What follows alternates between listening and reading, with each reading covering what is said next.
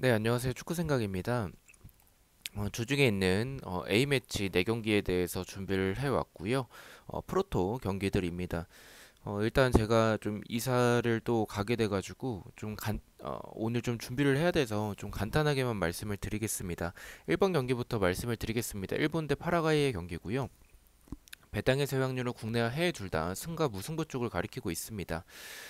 일단은 일본과 파라과이 뭐 두 팀을 봤었을 때뭐 일본이 사실 A매치 때는 그 선수들의 그 전력보다는 좀 경기에서의 모습들이 좀 아쉬운 부분들이 많아요. 하지만 이 파라과이와 비교해 봤었을 때는 그래도 일본에서의 그런 공격에서의 뭐 압박이나 아니면 그 점유를 하는 그런 패스 플레이나 이런 일본의 공격들이 파라과이에 비해서는 스쿼드도 좋고 경기력도 조금은 앞서지 않나라고 생각을 하고 있습니다. 또한 음, 어쨌든 이 평가전이기 때문에 이 A매치에서는 이 파라과이의 전력보다 더 좋은 일본이 조금 더 저는 더 좋다라고 생각을 하고 있습니다. 특히나 이 파라과이가 수비적으로 봤었을 때 뭐 공격에서의 그래도 어느 정도 좋은 부분들이 있지만 수비에서는 공간들이 좀 있는 팀이라서 일본이 역습도 나쁘진 않아서 그리고 측면에서의 공격들이 괜찮은 편이라서 저는 일본이 더 유리한 경기라고 생각을 하고 있습니다. 일본의 승을 말씀을 드리고요.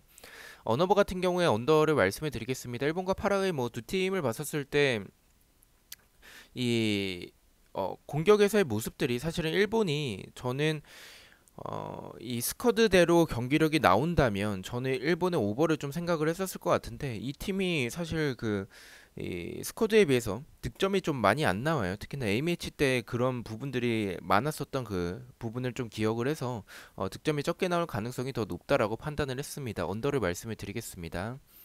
핸디캡 같은 경우에는 일본의 저득점의 경기라고 생각을 하고 있고 말씀드린 대로 일본이 A매치 때 좀 득점이 많이 안 나오는 점을 생각을 해서 1점 차의 승리 일본의 핸디캡 무승부를 말씀을 드리겠습니다. 자, 2번 경기입니다. 한국 대 브라질의 경기고요. 배당의 수확률은 국내에서 무승부 쪽, 해외 배당에서는 패 쪽을 가리키고 있습니다. 이 경기도 일단은 좀 정배 쪽을 생각을 하고 있는데 브라질이 시차 적응은 저는 끝났다라고 생각을 해요. 한국에 들어온 시간 자체가 좀 빨랐었고, 그리고 이 스타급 선수들이 대부분 온 상황이기 때문에 한국 같은 경우에는 이 한국에서 치르는 경기라고 할지라도 이 스쿼드나 전력에서의 차이나 아니면 경기에서의 모습들, 물론 이 한국이 이 브라질 상대로 해볼 만한 점은 이 한국이 아시아 월드컵 예선을 치를 때 보면 상대 팀들이 라인을 좀 내렸어서 그것을 뚫는 데 있어서 좀 아쉬운 부분들이 많았었는데 그래도 브라질은 라인을 내리고 하는 플레이를 하는 그런 팀 자체는 아니기 때문에 저는 이 한국의 역습은 통할 수 있다라고 봅니다. 하지만 이 브라질의 공격은 쉽게 막아내긴 좀 어렵지 않을까라고 생각을 하고 있습니다. 그래서 브라질의 승, 한국의 패를 말씀을 드리고요.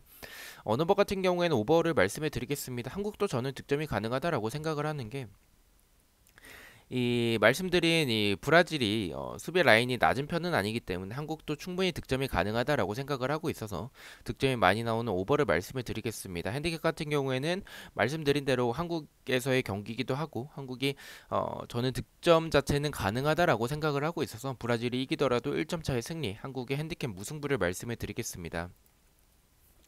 자, 3번 경기입니다. 스페인 대 포르투갈의 경기고요. 배당의 수확률은 국내에선 비슷하고 해외 배당에서는 승과 무승부 쪽을 가리키고 있습니다.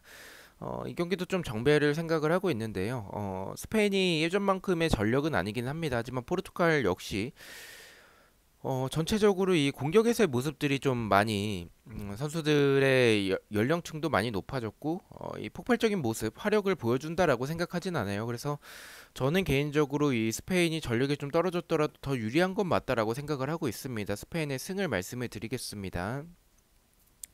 언어버 같은 경우에 언더가 정배당을 받았지만 저는 역배인 오버를 좀 말씀을 드리겠습니다. 일단은 스페인의 수비진을 봤었을 때 수비진의 주력 자체가 지금 빠른 상황은 아닙니다. 포르투갈이 지금 공격적으로 역습해서 엄청나게 좋은 모습을 보여주고 있다라고 보긴 좀 어렵긴 하지만 그래도 이 젊은 자원들의 역습에서의 모습들 자체는 나쁘지 않다라고 생각을 하고 있어서 포르투갈도 득점이 가능하다라고 생각을 하고 있습니다. 그래서 득점이 많이 나오는 역배지만 오버를 말씀을 드리고요.